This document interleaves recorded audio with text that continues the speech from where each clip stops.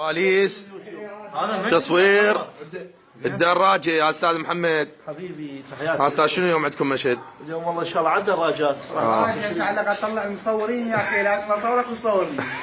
شنو احنا ان شاء الله نتمنى الموفقيه لعباس. عباس اول ظهور له وطق، هو فعلا طق. عباس بطل. طلع دم. بطل عباس. عباس رقيه على السكين.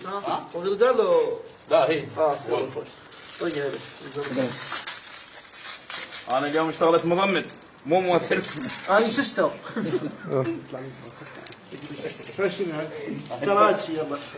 جاي لابسك اني شامع كراتشي. هاي تلبى كان هاي قبل الاكيد. هاي كراتشي ماما بن مبارك على جبتي.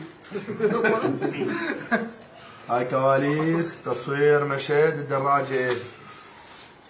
والله شوف، هي مو بس الدراجه، جاي تقول العالم من اهل التارجر. شو تقول يا حطي؟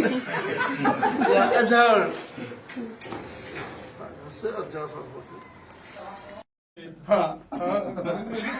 طبعا جبنا استاذ خالد المعالج الطبيعي. راح يسوي مساج لمحمد طبعا. تقدر تعتبره اخر ظهور اليوم لاستاذ محمد. استاذ محمد سلامات، شبيك؟ اخوي خالد ولدي بالمشهد.